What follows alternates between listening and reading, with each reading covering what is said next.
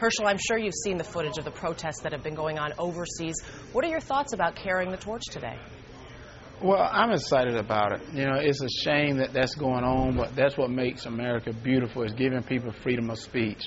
But at the same time, you know, the Olympics represent more than that. And it's a shame politics gets involved. But, you know, I know, being a former Olympian, being an athlete, that athletes train so hard to get in this position. They've been training for years, and for something to be tarnished is a shame. But, you know, I'm excited about running the Olympic torch. The other 78, 79 other torch bearers, I think they're excited about it.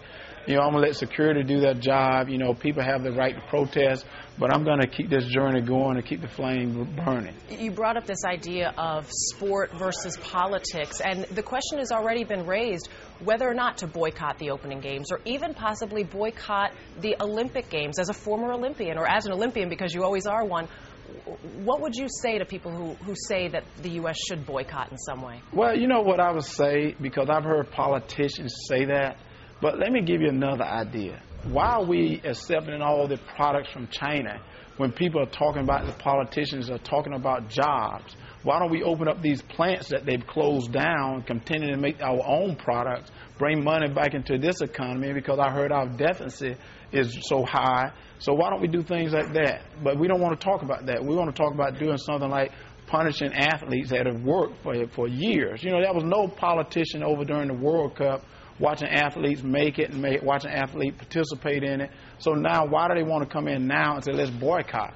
You know, these guys are working. Now, I'm going to be honest. One of the biggest moments of my life was the opening ceremonies. That almost brought a tear to my eye. And to do that is very hard.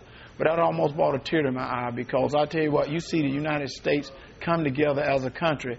When I saw all the other athletes from other sports come together, and I think for an Olympian not to get that opportunity, I think would be a shame. As you talk about protests possibly in another way, they are expecting the protests to continue today. You talked about carrying the torch. If somebody were to approach you, because some tried to douse the torch, what do you think you would do today?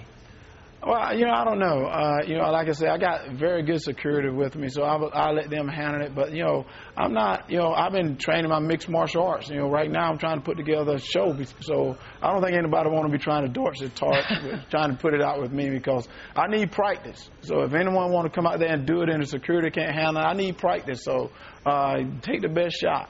Don't take on Herschel Walker, I think, is the message that you're putting out there today.